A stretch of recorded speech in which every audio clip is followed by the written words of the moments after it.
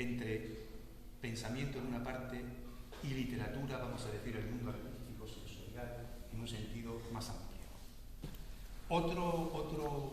Otra señal importante para poder adentrarse en la obra de Rafael, a ver si, utilizando pues, una cierta comparación, a ver si nos podemos ubicar bien. Si leéis, por ejemplo, a un autor que en los años actuales pues, se lee poco, pero que se debería de leer muchísimo más, porque es realmente un clásico de la literatura, como Thomas Mann, esa imagen primera de una obra señera, porque se llevó muy bien, por cierto, al cine, La muerte en Venecia, hay una imagen primera en la que el reputadísimo escritor muniqués Gustav Aschenbach, tan reputadísimo que ya se llama Gustav von Aschenbach, o sea, que ya es prácticamente del medio del milieu aristocrático, que se cartea con todo lo mejor, junto a una tapia, junto a un muro, qué curioso, junto a un muro de un cementerio, junto a la parada del tranvía, en ese muro del cementerio, ese reputadísimo escritor, aburguesado, casi recién ingresado en la nobleza, ve venir, como atravesando la puerta del cementerio, el portal, el pórtico del cementerio, como en una grieta, ve venir a un extranjero que es claramente la plasmación del otro, de lo desconocido, del viajero, que le dice a Gustav von Aschenbach que lo que ha de hacer es dejar la cotidianidad de los hoteles muniqueses y emprender un viaje que sí, que puede ser un viaje turístico de Múnich a la costa de América, al Mediterráneo, a Venecia, al Lido de Venecia, pero que ese viaje también puede ser un viaje iniciático, un viaje al encuentro con la muerte, pero también con la epifanía de la belleza. ¿Por qué digo todo esto? Porque si hay una literatura donde el viaje, la travesía, la búsqueda de la línea del horizonte, el mirar siempre hacia afuera, el vernos a través del otro, está presente, es desde luego en la obra de Rafael.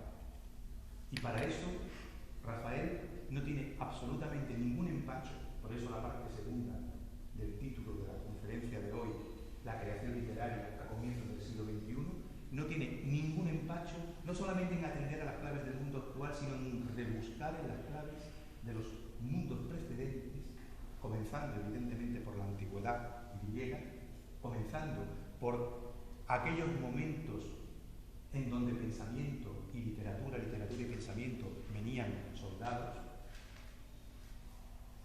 poniéndolo en conexión con otros momentos augurales en la cultura occidental, como pueda ser el Renacimiento. Él, evidentemente, es un conocedor magnífico del Renacimiento italiano, ha escrito y publicado libros muy interesantes sobre el Quattrocento italiano y también sobre la literatura, el pensamiento y el arte figurativo del romanticismo.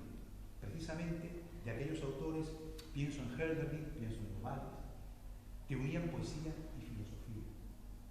En eso que se ha llamado, quizá un poco académicamente, filosofía de la unificación, pero creo que es un término, que como término funciona, pero deberíamos de tener en cuenta y fundamentalmente que ahí también el componente poético, el componente enigmático, tiene un peso y una fuerza.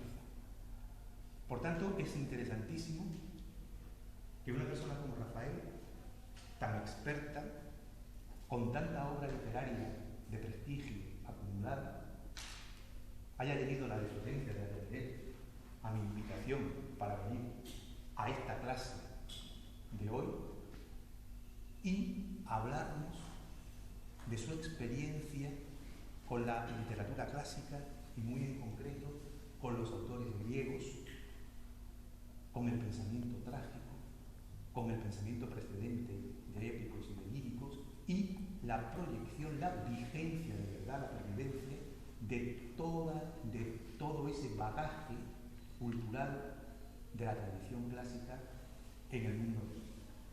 Creo que esa perspectiva es fundamental para poder superar la perspectiva anticuaria, la perspectiva museística, que es muy propia, por otra parte, de la filología, que está muy bien, pero muchas veces nos desubicamos, nos desorientamos, pensamos que hablar de literatura griega o de literatura romana, bueno, algo que está ahí, pero que no sirve para nada en nuestra vida. Creo que un caso como el de Rafael es precisamente indicativo e ilustrativo de lo contrario. Yo no me quiero extender más, quiero dejarle a él la palabra, él va a charlar, es decir, va a dejar volar libremente sus reflexiones y su pensamiento. No se trata, por tanto, de una conferencia ahormada, sino un poco repentizada. Y Rafael me insiste mucho en que, teniendo la oportunidad de estar ante un público joven, el que vosotros actuéis, interactuéis y preguntéis desinhibidamente. ¿Me entendéis? Es decir, que vaya surgiendo realmente el diálogo y que de aquí podamos salir, pues dentro de un rato, pues con nuevas perspectivas. Doy la bienvenida de nuevo a Rafael y ya le cedo la palabra. Bueno, muchas gracias, Guillermo, y gracias luego a la Universidad de Cádiz por darnos esta oportunidad de hablar con nosotros. Me has dicho que hablará alrededor de 40 minutos y luego tenemos un margen. Bueno, yo a medida que ibas hablando, te escuchaba muy atentamente para saber por dónde encaja el viento. Yo no recordaba que habíamos puesto literatura y pensamiento, la creación a principios del siglo XXI, y ayer habíamos hablado del nacimiento de la tragedia de Nietzsche, conectar lo antiguo con lo moderno, y hoy has hablado de la muerte en Venecia de Thomas Mann, y te iba escuchando para ver por dónde iba atrapando los hilos. Pues empiezo por lo que tú has citado, por la muerte en Venecia, que además de ser un libro magnífico desde el punto de vista literario,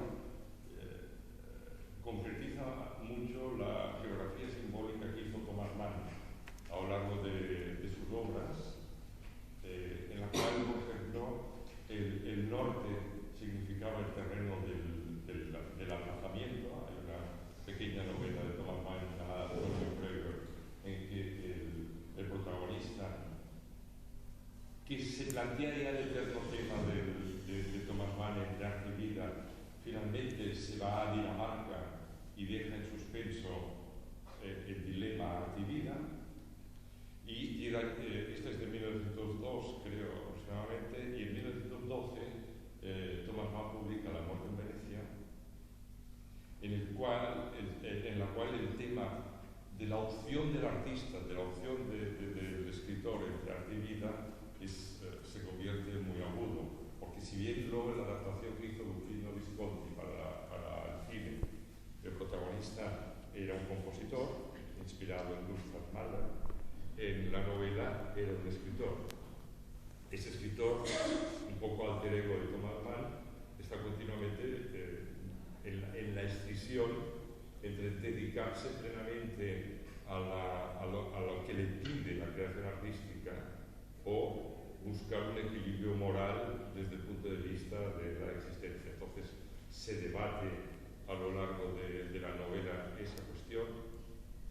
El sur, a diferencia del norte, el sur, en ese caso Venecia para un alemán, significa la eclosión de la sensualidad y también de la muerte, del eros y de la muerte. De ahí que el título, que a veces no se dice bien el título es La muerte en Venecia, no Muerte en Venecia, porque el auténtico protagonista de la novela es la muerte en Venecia. Luego hay otro protagonista que es Venecia, luego hay otro protagonista que es Aschenbach, que tú has citado, y este adolescente, Michael Calder. Bueno, en el transcurso de esta obra, que algunos de vosotros quizá habéis leído, se va marcando el destino personal del protagonista, de Aschenbach, y hacia el final, cuando ya él, en cierto modo, modo, por fin se decide a seguir el camino de la propia sensualidad y dejar atrás pues, los equilibrios morales que le han determinado hasta aquel momento, hacia el final de la obra, que va a comportar su propia muerte, pero también la elección, su elección sensual. El autor, de una manera bastante sorprendente, incluye casi textualmente un fragmento de Fedro de Platón, en las penúltimas páginas de la Muerte de Venecia, y en este fragmento se expresa uno de los que para mí han sido grandes problemas de la cultura de Occidente o grandes problemas de la cultura europea, que es la falta de conciliación entre el mundo del pensamiento y el mundo de la sensación. En este fragmento que pone Thomas Mann al final, dice: nosotros, los artistas, no podemos ser educadores porque nosotros estamos incurriendo continuamente en los desequilibrios de la pasión. Nosotros, los artistas, no podemos gobernar la ciudad ideal porque, tomados como estamos por las pasiones, no tenemos la distancia suficiente ni la serenidad suficiente, etcétera, etcétera. Los argumentos que Platón ya maduro, como sabéis muchos de vosotros, pues utilizó en la República, en el momento de construir la ciudad ideal, para lanzar su prevención frente a los artistas y frente a los poetas. Thomas Mann viene a decir que o hay un mundo dedicado al concepto, dedicado a la idea, etc., o hay un mundo dedicado a la emoción, a la sensación y a las imágenes. Dicho de otra manera, si queréis, en términos más académicos, hay un mundo que corresponde al arte y hay un mundo que corresponde a la filosofía. Y estos dos mundos están como separados. El camino del artista, la expresión sensorial, la expresión de las emociones, el camino del filósofo es el camino del sabio, que es llegar a una verdad más allá de las pasiones particulares. El protagonista de Thomas Mann queda atrapado en esa dualidad. Finalmente se rompe el equilibrio y él se lanza en brazos del erotismo y de la muerte. Y en el caso de Platón, que es el que inspira, del que saca casi textualmente este fragmento, en el caso de Platón parece proponer algo que nos marcará muchísimo a lo largo de la historia. Parece proponer que el hombre tiene que desarrollar una suerte de división de funciones entre aquello que es propio de la filosofía, de la moral, de la ética, que nos llevará o nos tendría que llevar al camino de la sabiduría, y aquello que es propio del mundo, en el lenguaje platónico, del mundo de la apariencia. Por eso, en la República, él sugiere la expulsión de los artistas, que ahora llamaríamos plásticos o visuales, porque es gente que trabaja la apariencia de la apariencia. Porque si ya el mundo que vemos es apariencia, ellos trabajan con imágenes, por tanto, en una doble falsedad, la apariencia de la apariencia. Y propone también la expulsión de los poetas trágicos, a pesar de que Platón es de la generación siguiente al gran momento de la tragedia, propone su expulsión de la ciudad ideal, porque dice: hombre, no puede ser que sean educadores de la juventud y de la ciudadanía unos hombres que a veces la divinidad es buena y a veces mala. La divinidad es inmutable, que a veces presentan el bien y a veces presentan el mal, como se hace en las tragedias, sin marcar exactamente qué es el bien y qué es el mal. Esa variabilidad del concepto de divinidad y esa variabilidad de la condición humana en la tragedia, a ese Platón de la República le parece poco apto para construir la ciudad del futuro.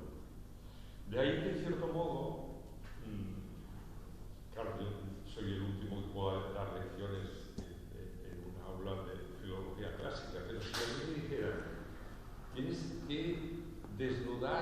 máximo lo que tú consideras la herencia clásica sobre nosotros, sobre los europeos, sobre la tradición occidental, yo me quedaría con dos figuras simbólicas. La figura del héroe trágico y la figura del sabio platónico. Pero son dos figuras simbólicas que, siendo paralelas, a veces colisionan entre sí. Porque el sabio platónico, según se nos explica maravillosamente bien en la intervención de Sócrates en el banquete, el sabio platónico es aquel que va avanzando. Cuando Sócrates explica la sabiduría mistérica de Diótima en el banquete, nos explica la naturaleza de Eros, pero al explicarnos la naturaleza de Eros nos explica también la naturaleza del conocimiento.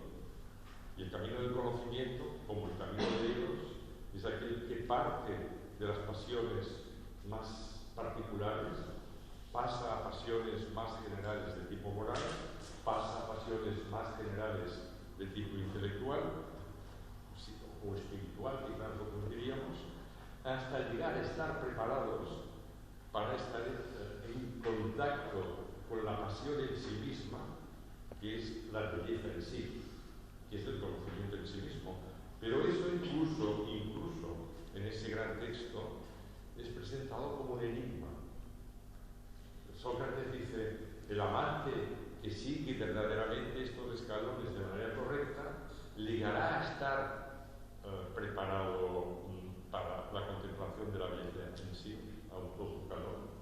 Y sin embargo, no nos explica cómo se producirá, pero no está preparado. Es el sabio. En realidad es el sabio. Se ha desprendido de lo particular y está en condiciones de acceder a lo universal. Sabio platónico. Y la figura paralela del héroe trágico, el héroe dibujado por Esquilo y desarrollado con tanta maestría por Sófocles, es alguien que está precisamente inmerso de manera continua en las pasiones particulares.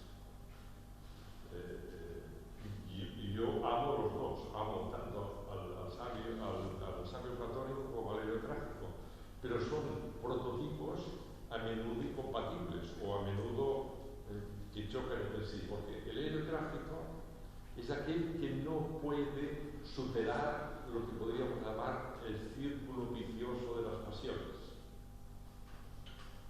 Pasiones a menudo positivas aunque deriven en negativo.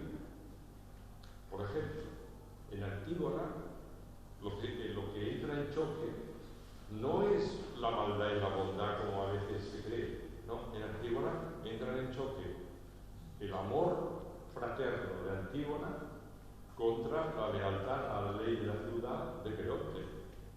Lo que hace el poeta gráfico, que es lo que a mí me fascina, no es presentarnos universos maniqueos del bien contra el mal, sino universos en el que el bien y el mal pues van variando dependiendo de la perspectiva.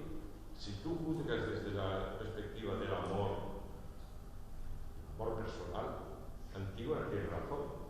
Si tú juzgas desde la perspectiva de la ley de la ciudad, es que Creonte tiene razón.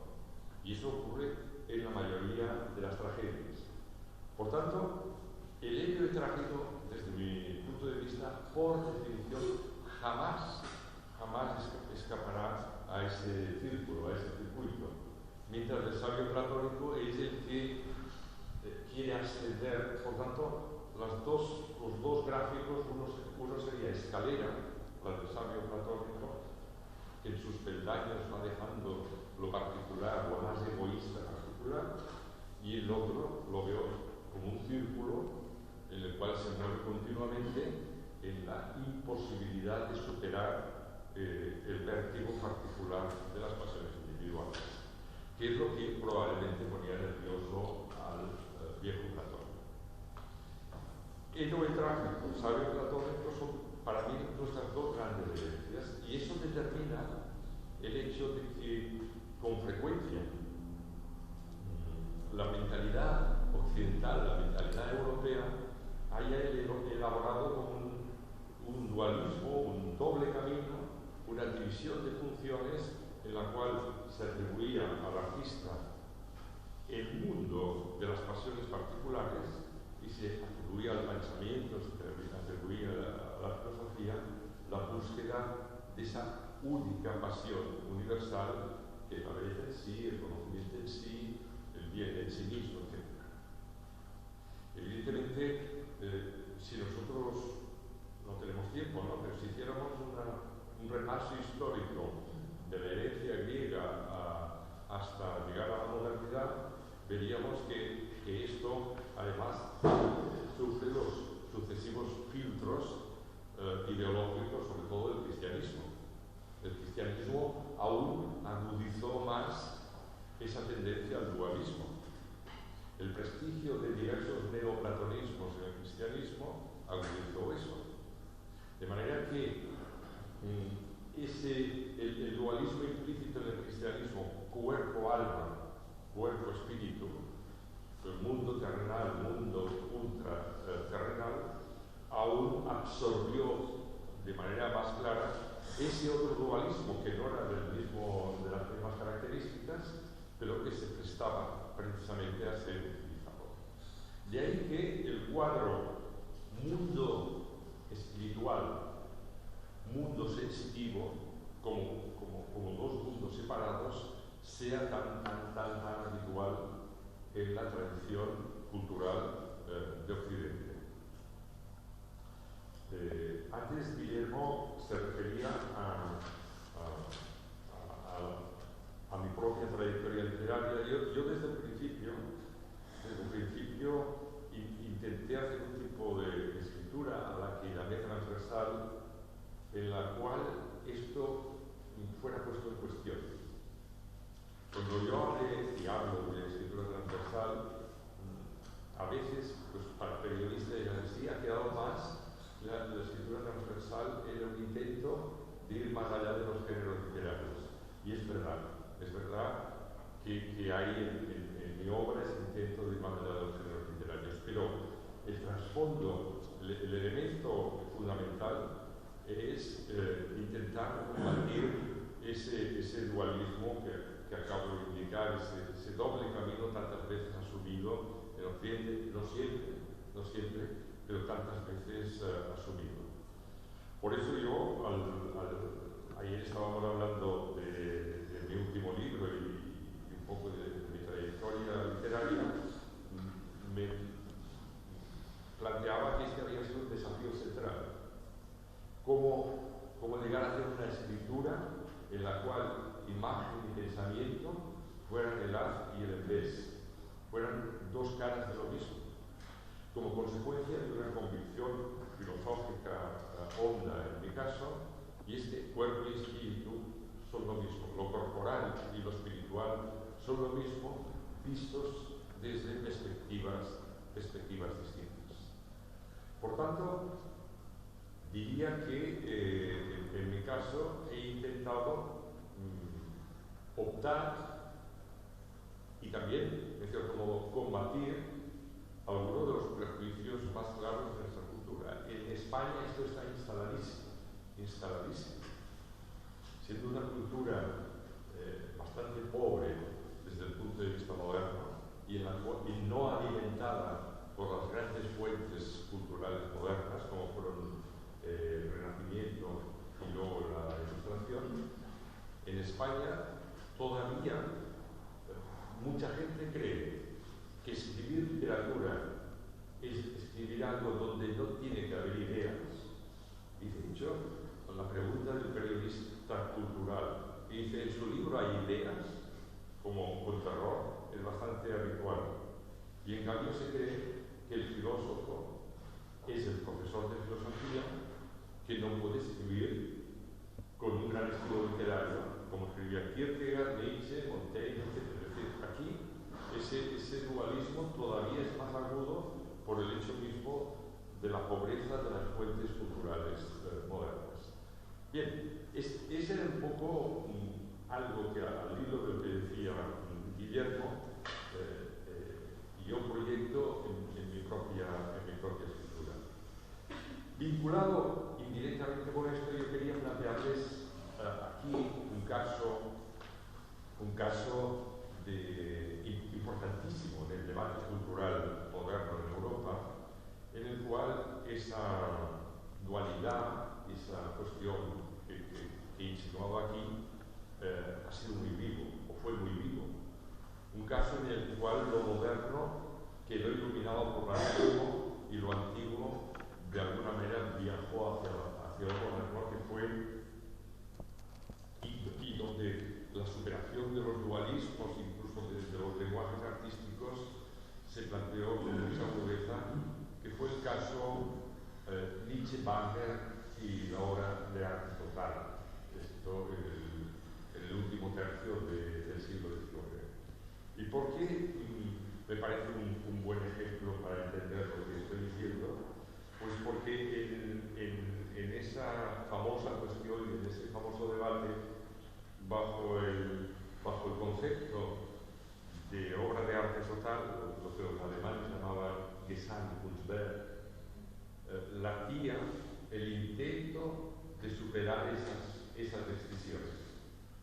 Y además porque para vosotros, estudiantes de filología clásica, entiendo la mayoría o todos, es uno de los casos paradigmáticos en el cual la filología y el pensamiento entran en estallido cultural, lo que pasó en esa situación. Me refiero a un momento en que Nietzsche, muy joven, tenía 25 años, escribió El nacimiento de la tragedia, que fue en 1874, un libro cuyo título oficial era El nacimiento de la tragedia en el espíritu de la música, pero que igualmente hubiera podido llamarse El renacimiento de la tragedia en el espíritu de la música.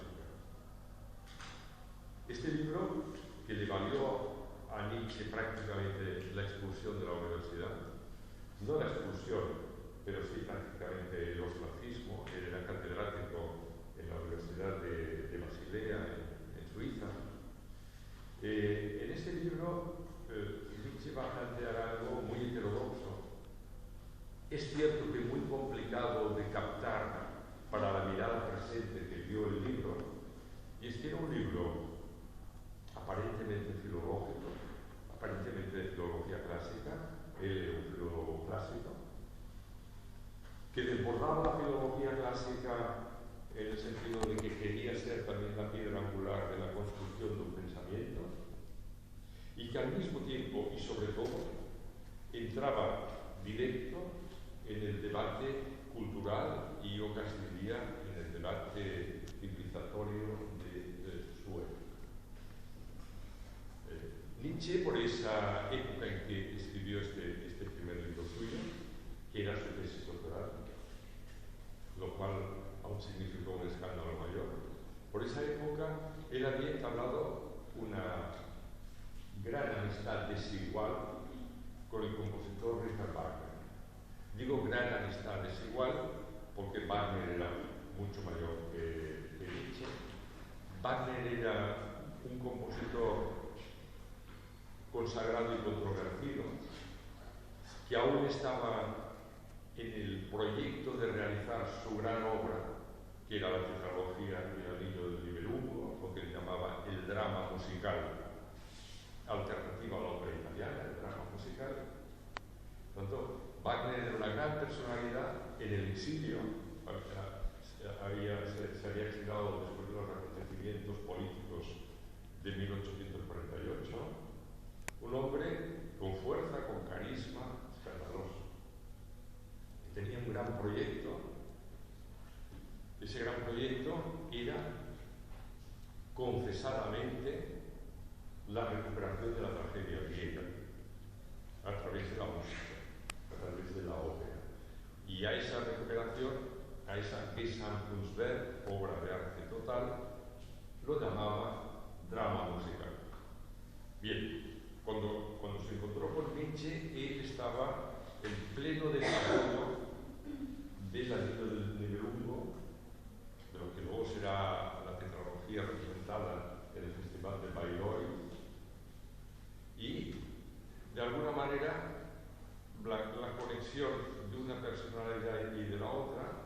empezará a tener prestaciones mutuas. Nietzsche admiraba muchísimo a Wagner, recibió, en cierto modo, el influjo de esa posibilidad de construcción de un nuevo arte basado en el paradigma de la tragedia antigua, y Wagner recibió del joven Nietzsche, que era un hombre muy culto y un filólogo brillante, recibió toda una serie de fuentes sólidas en las cuales apoyarse para esa construcción. Bien, esa amistad duró varios años, luego acabó mal, en el sentido que Nietzsche se alejó violentamente de Wagner, escribió contra Wagner, pero siempre conservó una especie de pasión, amor, rayado en la obsesión por Wagner e incluso por su mujer Cosima, la hija de Liszt. De hecho, cuando Nietzsche ya entró en el estado de delirio en la última década del XIX, tendía en sus breves notas a confundir a Cosima con Ariadna. Por tanto, la obsesión Wagner le acompañó toda su vida. El libro de Nietzsche tiene una estructura, para mí, muy clara en el despliegue que hace, aunque para los filólogos y catedráticos de su época fue una cosa descabellada. Y es como tres partes. La primera parte trata en efecto de lo que anuncia el título, parte del nacimiento de la tragedia, de cómo pudo nacer la tragedia, de cómo pudo originarse la tragedia. La segunda parte ya suelta algo completamente discutido e indiscutible, que es la muerte de la tragedia, cómo murió la tragedia. Y la tercera parte es el renacimiento de la tragedia en el espíritu de la música. La tercera parte está destinada a explicar y, por tanto, intervenir directamente en el debate contemporáneo y en el debate futuro, a explicar cómo, en efecto, la tragedia griega, que él consideraba el momento áureo de la humanidad, el momento cultural áureo de la humanidad, cómo la tragedia griega estaba ya siendo recuperada en el espíritu de la música, y cita Bach, Beethoven, el último movimiento de la novena sinfonía de Beethoven como el preludio del renacimiento de la tragedia griega, Bach, Beethoven y el Mesías que está trabajando, no el que tiene que venir, sino el que ha llegado y el que cambiará la música, cambiará el arte, cambiará la cultura y con ello cambiará la humanidad, porque evidentemente el trasfondo de todo ese pensamiento es utópico. El arte no es el arte por el arte, sino el arte para conseguir una nueva humanidad. Y ese Mesías, en ese momento, no es otro que Bach. Por tanto, la primera parte, nacimiento de la tragedia, es original o no Nietzsche en esas célebres categorías que ya figuran en la primera página del libro,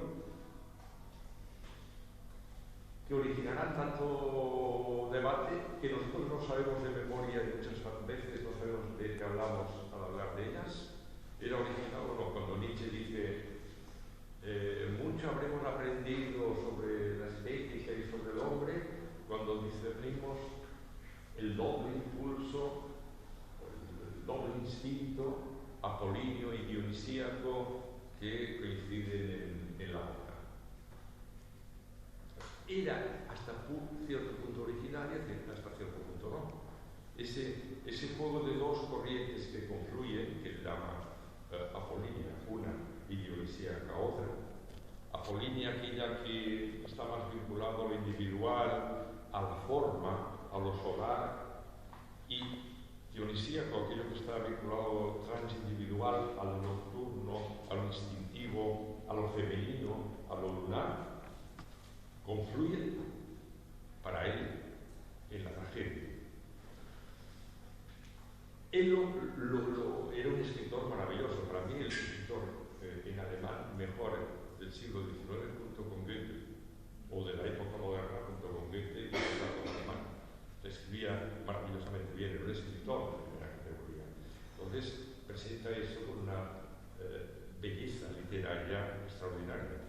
Pero ese juego de dos corrientes pues se venía trabajando desde toda la constelación romántica. Tú has citado a Hölderlin antes. Hölderlin utiliza dos categorías, lo orgánico y lo aórgico, que sería lo mismo. Poesía ingenua y sentimental y viene un poco en esa dirección. Bueno. Entonces, Nietzsche plantea que el nacimiento de la tragedia pudo producirse a través de un fenómeno que ya había insinuado claramente nada menos que Aristóteles en la poética, y es que la tragedia procedía remotamente de los ritos dionisíacos. Y Nietzsche ahí hace una elaboración a través de la cual, en la medida que los ritos del dios extranjero y del dios desconocido, Dionisos, del dios no olímpico, Dionisos, se van domesticando y se van urbanizando, en esa misma medida lo que sería el coro báquico va adquiriendo rasgos de individualización y va coincidiendo con los argumentos de la épica homénica y de la épica de Hesíodo. Y así es como encontramos la convergencia de dos factores, el factor transindividual dionisíaco y el factor individualizador procedente de lo olímpico y de la épica. La confluencia de esos dos factores estaría en la base del origen enigmático, bien enigmático todavía hoy, de esa gran expresión cultural que llamamos tragedia. Los apoyos a eso son muchos, como se sabe, si uno va a Atenas todavía el teatro de Dionisos, donde se hacían las tragedias, está el altar de Dionisos, ese trasfondo parece cierto.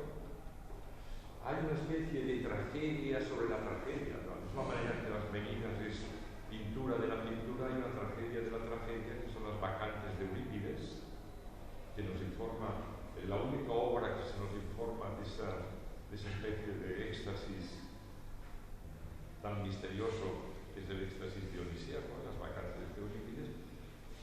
Esa idea nietzscheana del nacimiento de la tragedia era plausible. Eso ocupa el primer movimiento del libro y posiblemente hubiera sido la parte menos controvertida del libro. Hubiera sido la parte menos controvertida porque, en definitiva, Nietzsche ahí recogía desde cosas que procedían de Aristóteles y las concepciones antiguas hasta algo que estaba bien afirmado en la Ilustración y en el romanticismo moderno. Sin embargo, la segunda parte ya originó el choque y la polémica total, porque ahí Nietzsche atribuyó la también enigmática muerte a la tragedia, porque de hecho es muy difícil saber cómo se produce el declive radical de esa gran expresión que fue la tragedia, y Nietzsche acude a dos asesinos simbólicos de la tragedia. Uno lo que llama el racionalismo socrático, o sea, uno de los asesinos es Sócrates y el segundo de los asesinos es Eurípides, el psicologismo de Eurípides. Nietzsche ahí afirma que ese mundo radiante, brillante, unificador, vivo desde el punto de vista del mito, que era la tragedia, en el que convergían todos los impulsos humanos, se deshace en el momento que sube a la escena griega el porqué socrático, que mata al mito, y el psicologismo de Eurípides, que al plantear lo que ahora llamaríamos problemas personales y no los grandes problemas arquetípicos de la condición humana, disuelve la fibra original de la tragedia. Bueno, eso ya originó una enorme polémica, porque evidentemente sí se trataba de cosecha propia de Nietzsche, ese planteamiento del psicologismo y el racionalismo bájalas aquí, podemos hacer que callen un poco.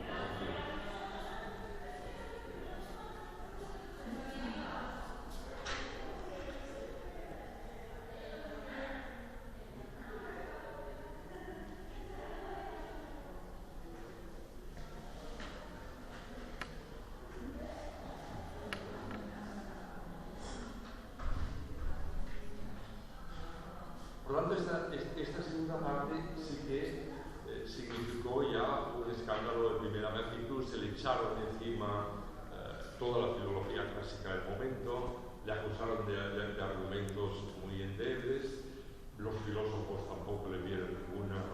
Por lo tanto, ahí ya la tesis, que yo no digo que comparta, lo que estoy explicando aquí, fue un estallido. Y la tercera parte ya se sumía en la polémica del mismo momento. La tercera parte es casi sin disimulo, una cobertura intelectual del proyecto wagneriano. La tesis de esa tercera parte nos aproxima a lo que ha propuesto el propio Wagner en algunos escritos teóricos de los años anteriores. Por ejemplo, en Arte y Revolución o, por ejemplo, en Música y Drama. Lo que propone Nietzsche es: se está efectuando el renacimiento de la tragedia a partir de la música y a partir de la reconstrucción de la obra de arte total que en el mundo antiguo realmente fue la tragedia.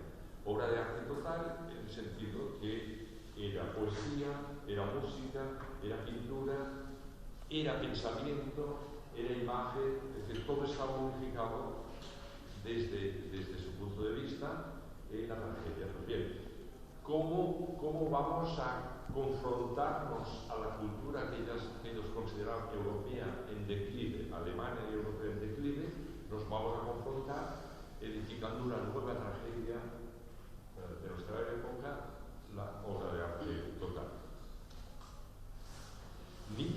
Para Nietzsche, que era más refinado que Wagner intelectualmente, para Nietzsche además esto le daba la oportunidad de introducirnos en esta nueva sociedad, en esa nueva humanidad. Fijaos que en el nacimiento de la tragedia hay algo que luego acompañará a Nietzsche toda la vida, y es que lo que hace la tragedia es poner en escena la condición humana, los aspectos incluso más trágicos de la condición humana, para, al ponerlos en representación, conseguir una transfiguración de aquello que se está significando. La famosa catarsis aristotélica. O sea, la catarsis aristotélica le sirve a Nietzsche para proponer esa nueva energía para el futuro. O sea, la tragedia no es teatro. La tragedia no es teatro. La tragedia es transfiguración de la propia tragicidad de la condición humana. Por tanto, es transformar lo negativo en positivo, lo oscuro en luminoso. Para hacerlo, acude a la esperanza wagneriana. ¿Y qué es lo que ha propuesto Wagner? Y ahí voy un poco para cerrar esa exposición. ¿Qué es lo que ha propuesto Wagner? Siguiendo algo que ya Goethe había formulado, Goethe y otros habían formulado, lo que propone Wagner es lo siguiente. Lo que realmente provocaba esa unidad de lo que llamamos tragedia era especialmente la unidad entre poesía y música. Poesía y música no estaban separados, estaban unidos, eran lo mismo. Poesía y música eran todavía como el símbolo de Orfeo. Orfeo es el primer músico y el primer poeta. En la tragedia, poesía y música no estaban separados. Por tanto, tampoco estaba separado el mundo inmaterial del espíritu que transporta la música y el mundo de las imágenes, el mundo del pensamiento que transporta la poesía. Por tanto, de lo que se trata es que aquello que en la historia se separó, nosotros lo vamos a unificar para plantear un arte bueno. Y toda la utopía wagneriana del anillo del Nibelungo, de la tetralogía, está basada en eso. Por eso el propio Wagner tiene tanto interés en ser él el poeta de sus propios textos en la tetralogía. Es él el que escribe los textos basándose en una recuperación de fragmentos mitológicos germánicos y escandinavos. Es él, el músico es el poeta es el músico.